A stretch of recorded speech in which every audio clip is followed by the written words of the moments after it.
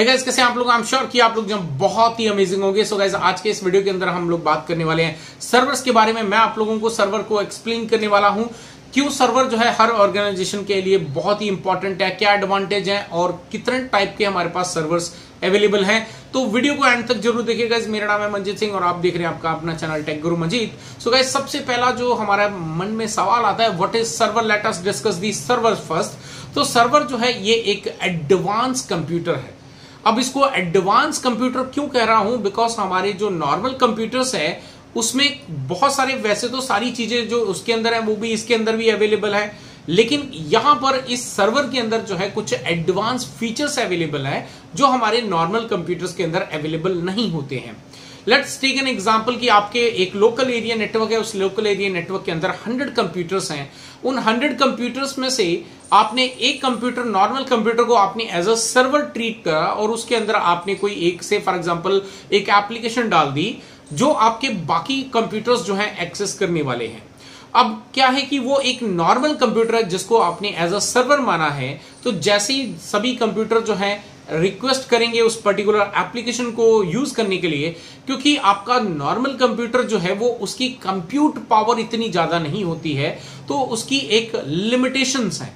जैसे ही उसकी लिमिटेशन पूरी कंप्लीट हो जाएंगी उसके बाद जो है वो और कंप्यूटर्स की रिक्वेस्ट जो है वो हैंडल नहीं कर पाएगा और आपका जो नेटवर्क के जो एग्जिस्टिंग यूजर जो उसको यूज कर रहे हैं, उस एप्लीकेशन को एक्सेस कर रहे हैं, प्लस जो नए यूजर हैं, दोनों को जो है यहां पर इश्यूज जनरेट होने लग जाएंगे। वहीं पे अगर उसकी जगह पे हम सर्वर लगा देंगे बाय करके, तो सर्वर के अंदर जो है एडवांस फीचर्स हैं। इसके अंदर कंप्यूट पावर ज्यादा होती है, यानी कि नंबर ऑफ कंप्यूटर्स की जो रिक्वेस्ट हैंडलिंग यहां पे जो है बहुत ही डायनेमिकली हैंडल किया जाता है। यहां पर इसके अंदर जो है लोड बैलेंसिंग की जा सकती है। इसके अंदर जो है आपके पास में सबसे बड़ा जो एडवांटेज आता है दैट इज दी स्टोरेज। अब स्टोरेज तो हमारे नॉर्मल कंप्यूटर्स के अंदर भी होती है, लेकिन मान लो आपके नॉर्मल कंप्यूटर के अंदर एक हार्ड डिस्क लगा है, उसके अंदर आपने अपना डेटा डालते जा रहे हैं, ऑल ऑफ अ सडन आपने एक दिन देखा कि आपका जो हार्ड डिस्क है वो डिटेक्ट होना बंद हो गया और आपका सारा जो डेटा है वो लैप्स हो गया। यहीं पर सर्वर जो है वो आपका एडवांस फीचर में आ जाता है, क्योंकि सर्वर के अंदर क्या है, आपके पास एक ऐसा फीचर होता है जिसको हम लोग बोलते हैं रेड। सो बेसिकली रेड को हम किसी और दिन डिस्कस करेंगे, लेकिन रेड करता क्या है वो मैं आपको एक्सप्लेन करता हूं।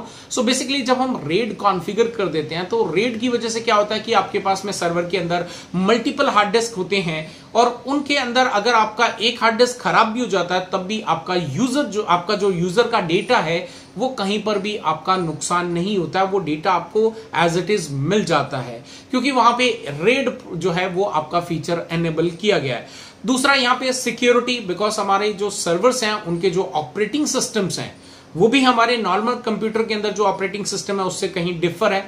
तो यहां पर इसके अंदर बहुत सारे एडवांस फीचर जो हैं वो एनेबल किए गए हैं, सो दैट कि इजीली कोई भी अनऑथराइज यूजर जो है हमारे उस सर्वर को सिक्योरिटी को जो है कहीं ना कहीं कोई थ्रेट ना दे सके, या हमारे सर्वर्स के अंदर जो भी हमारे डेटा, प्राइवेट डेटा है उसको जो है वहां पे स्टील ना कर सके, राइट। तो इस तरह के कई सारे और भी फीचर्स हैं जो सर्वर को डिफरेंट करते हैं हमारे नॉर्मल कंप्यूटर से।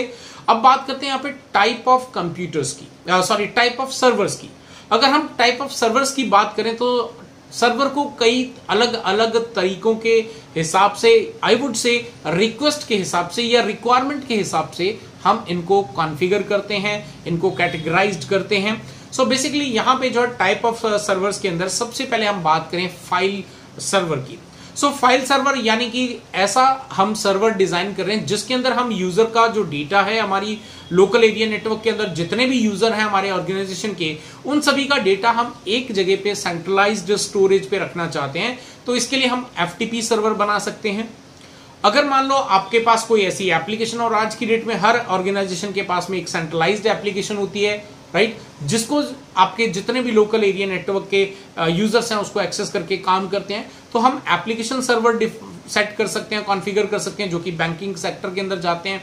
तो वहां पे बैंक में कई बार हम जाते हैं तो बोलते हैं यार ये काम कर दो, वो बोलते हैं नहीं यार अभी सर्वर डाउन है, यानी कि जो एप्लीकेशन जिस सर्वर पे उनके पास पड़ी है वो सर्वर अभी उनके नॉर्मल कंप्यूटर पे एक्सेसिबल नहीं है, तो इसीलिए वो बोलते हैं सर्वर डाउन है, राइट। अब यहां पे जो है ये आपका एप्लीकेशन सर्वर हो गया। देन आपका वेब सर्वर, जिसके जरिए हमारी जितनी भी वेबसाइट्स आज की डेट में चल रही हैं, तो वेबसाइट जितनी भी वेब चल रही है वो वेब सर्वर्स के ऊपर में चल रही है, क्योंकि यहां पर वेबसाइट्स को होस्ट करने के लिए एक अलग आपके पास में कुछ फीचर्स होते हैं सर्वर्स के अंदर, उसको हम लोग एनेबल करते हैं, उसका इस्तेमाल करके हम लोग वेब सर्वर बना सकते हैं। मेल सर्वर, तो मेल सर्वर जो है ये एक अलग कैटेगरी का आपका टाइप का जो सर्वर है, जिसके जरिए हम किसी भी दूसरे यूजर को जो है पूरे वर्ल्ड के अंदर जहां तक रीचेबिलिटी है इंटरनेट की, वहां तक हम ईमेल सेंड कर सकते हैं और ईमेल को रिसीव कर सकते हैं।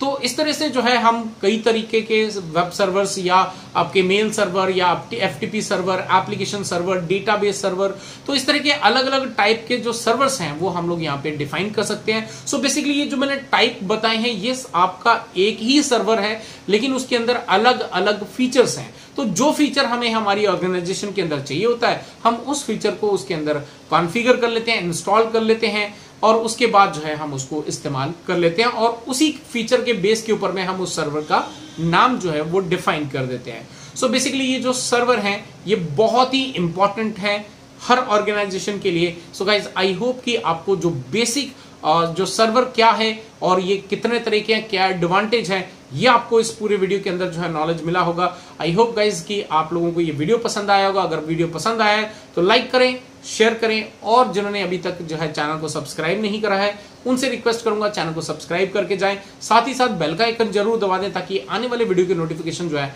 वो आप तक पहुंच सके। फिर मिलते हैं एक और नए अमेजिंग वीडियो के साथ। Till then stay safe, good bye.